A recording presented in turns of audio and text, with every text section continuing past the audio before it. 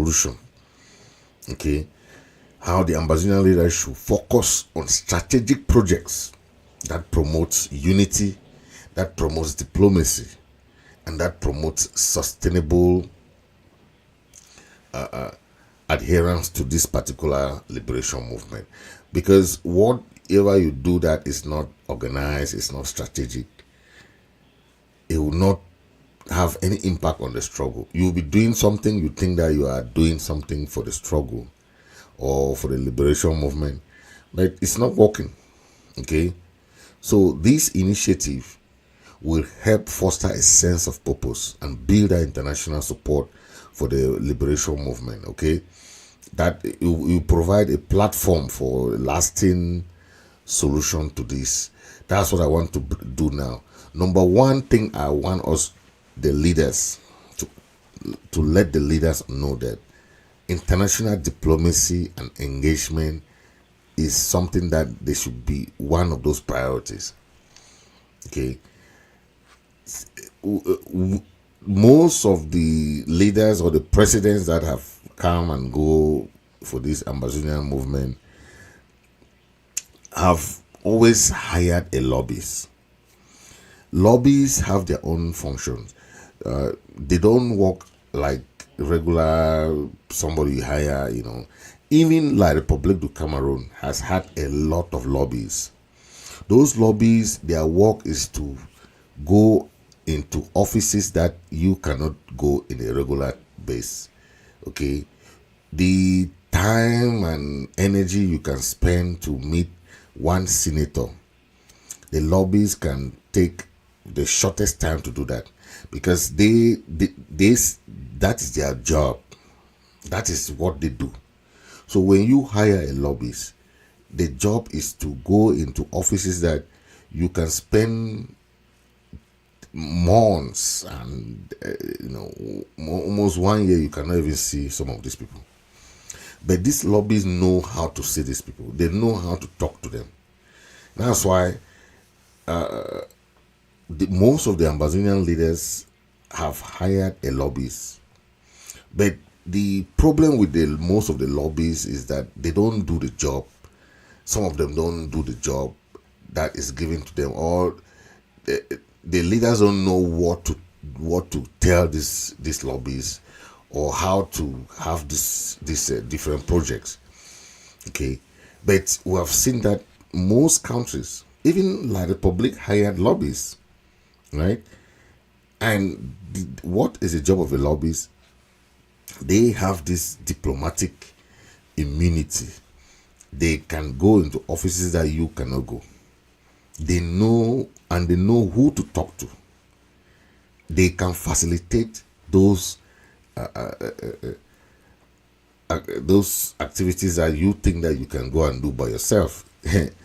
It's not as easy as some people think.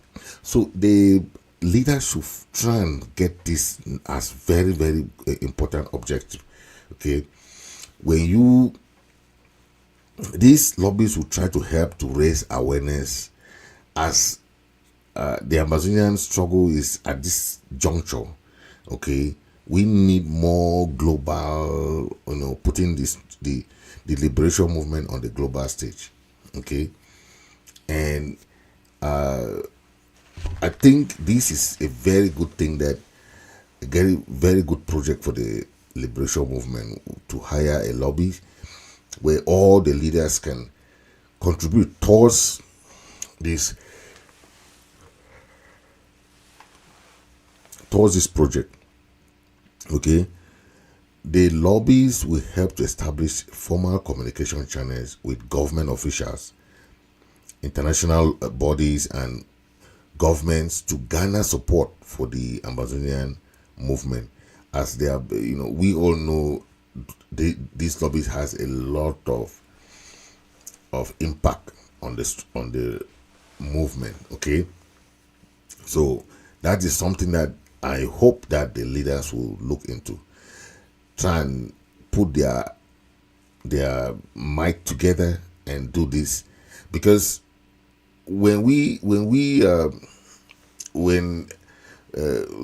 Comrade Chris opened the embassy or the diplomatic mission in Washington D.C.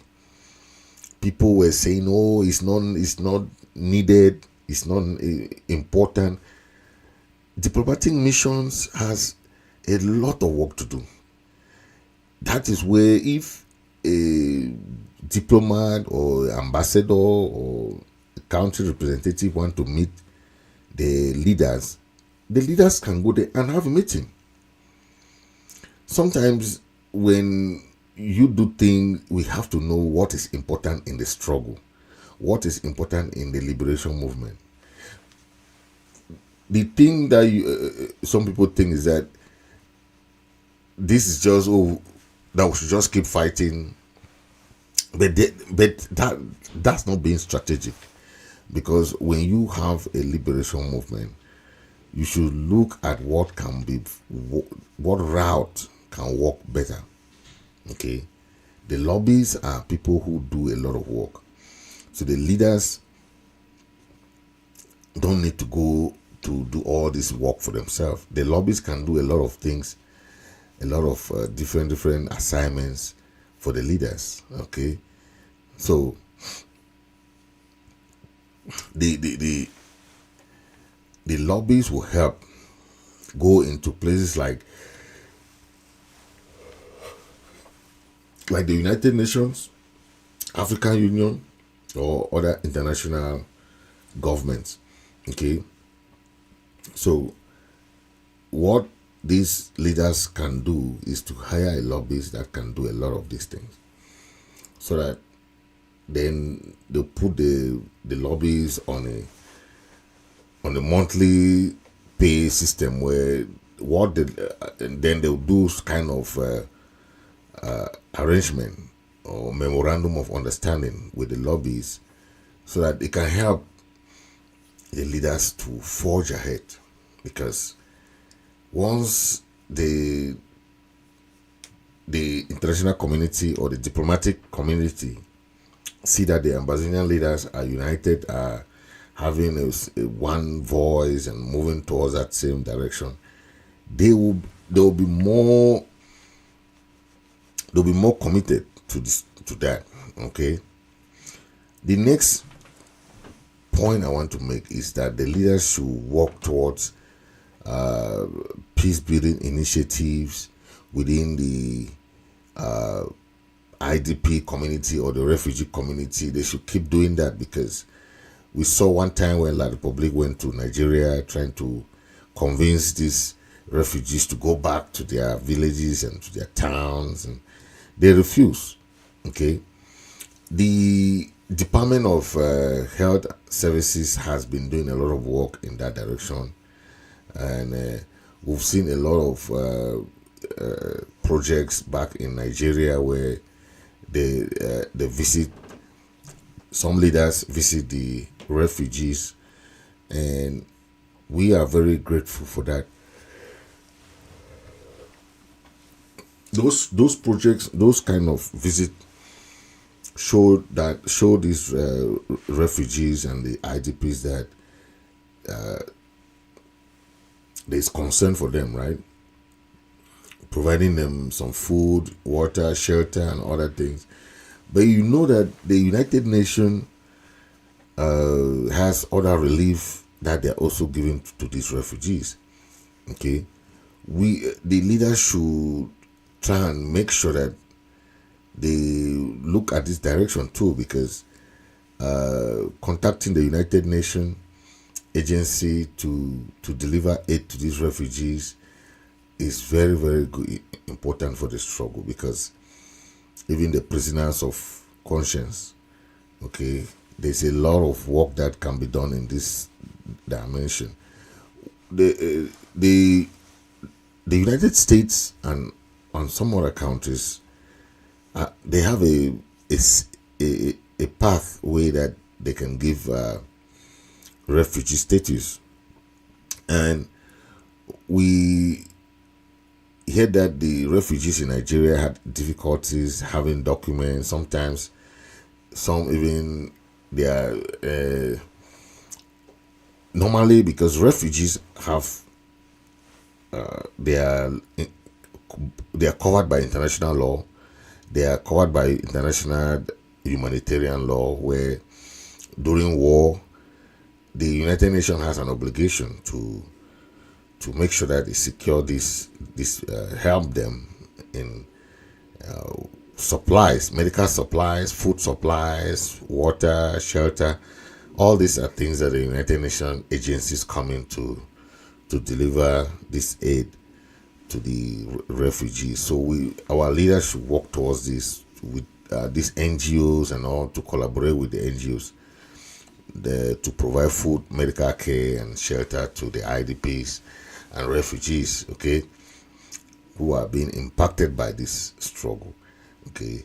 And also the leaders should facilitate the visa process to the United States and other countries that are ready to help, with the refugee population. So this is something that our leaders should be focusing to, because when we do things, we neglect the other side of things. It's not good, okay? What next, when I want our leaders to be doing, is to have a lot of education and awareness campaign. This will help to empower the population, particularly the youths, to build a very, very prosperous. Because what we think is that we'll just wait when the international community recognize us, then we'll start building, and that is a mistake we are doing. The countries that you see even are having difficulties to be recognized, they don't care about recognition anymore. They establish their government, they start building their country, and that's it. When you start waiting for, I want this country to recognize me before we'll start building our country, before we'll start building a government, before we'll start building this, that's the problem with Ambazonians. It would take years, if not decades, for countries to recognize Ambazonia. So the earlier you start building, empower the population, empower the youths, educate the Ambazonian population about their rights and the importance of peaceful advocacy, such as civil disobedience and ghost town. These are things that we should let them understand why they are doing the ghost town.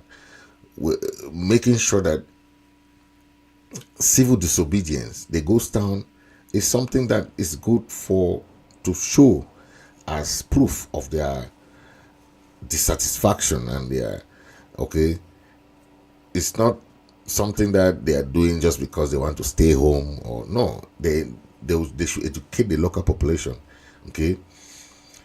Establishing institution in Ambazonia that is for not government schools. These our schools that have been going on, the local private owned schools, okay, to help the local population in areas that are, okay, help them to improve on their technology, their agriculture and renewable energy, okay. Prioritize education is good, because a lot of things are going on within the community that we need to inform the local population about what's going on, inform them about their own rights, their civic education, they should know their rights, they should know, so that it will help them to understand any initiative within the context of the liberation movement, okay. Then the leaders need to lay emphasis on the media, okay, so that they can control the narrative and ensure accurate representation of the Ambazonian cause. Some people don't understand that media has a lot of thing to do, okay. That's why, like Republic, you see them going to arrest journalists, going to arrest this, but they are still using that old method. Instead of counteracting, going to do more.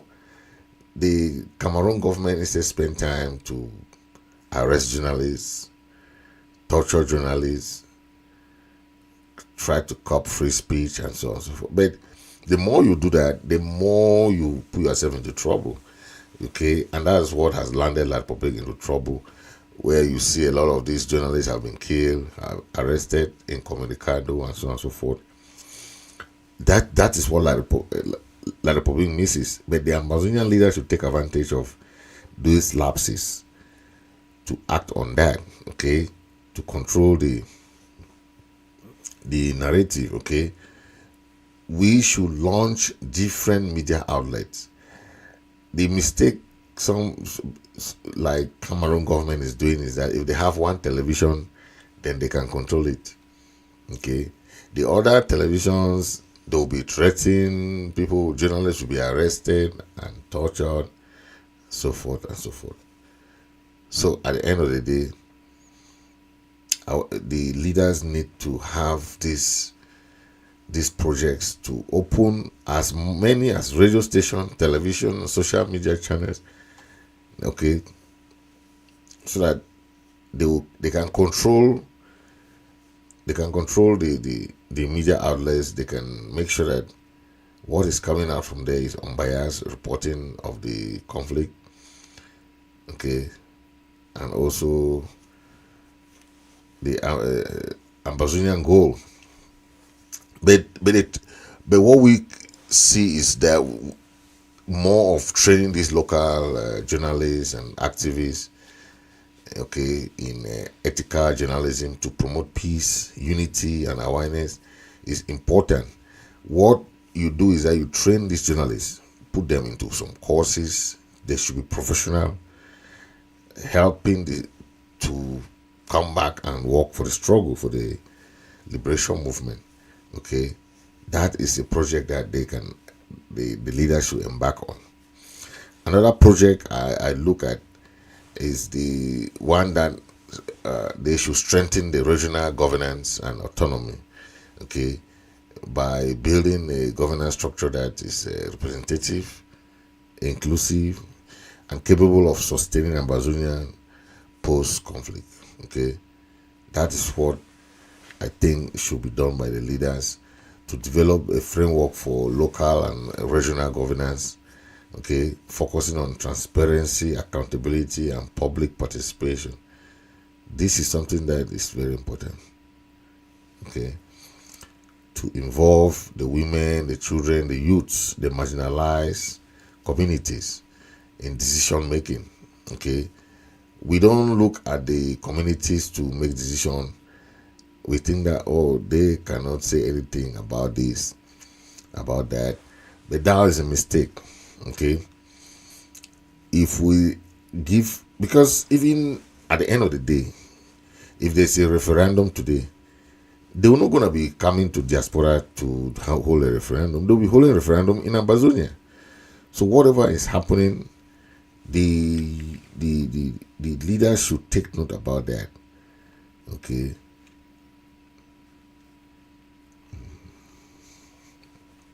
Now, the next point I want to make is about a kind of peace building and dialogue, peace building initiative that can really work for the liberation movement. Okay, the peace building initiative it focuses more on building bridges. Okay, foster dialogue between Ambazonian leaders, the Cameroonian authorities, and other stakeholders. Create a structured network for peace negotiation with the Cameroonian government. This is something that we need. Okay, facilitate peace talk through third-party mediation. We saw the like of the Switzerland and Canadian government, who started some negotiation processing. This is what the leaders should be doing, looking for third party to come in, talk to countries that can help in the mediation process. It must not be like Republic, trying to introduce the negotiation talk and who to talk to. No, we, the leaders, can do more about that to initiate any country, to talk to countries that can help in the negotiation process.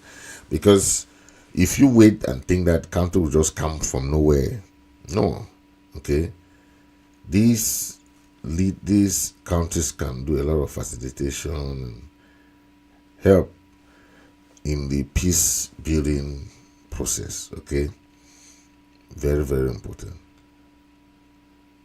The last one is about protection of human rights for the Ambazonian people.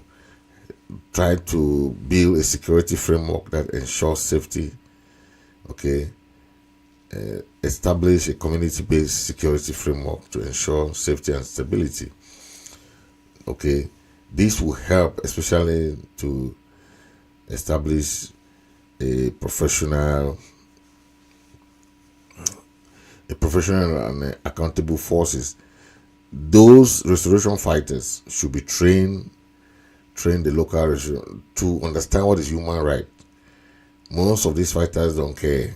They do a lot of things. It's the same with La Republic military, where they go against the law. They say the law is not important to them. But the leaders have to conscientize these Ambazonian restoration forces to understand that anything you do has consequences later. Okay, they should help in protecting the local population. That is the local population that also help you when you are in need. The ARF to be trained to understand human rights and conflict resolution. Okay, to build trust within the communities that they are, because those communities are the ones that protect them. Okay, the communities are the ones that protect them, so they have a lot of work to do in that direction to help this the leaders to help this to happen. Okay, so to end this show, we have exhausted some points for the leaders to take home. Okay, by helping this project, the leaders should create all this that I've discussed about resolving the conflict, fostering unity, okay, building a sustainable future for the people of Ambazonia. Okay, focusing on this strategic project will not only foster the necessary infrastructure and okay, it will help the local community to develop for themselves. Okay, to think that only when they have everything before they can achieve something. No, what the little resources they have, they can still build on that. Okay, thank you for watching. God bless you. God bless Ambazonia.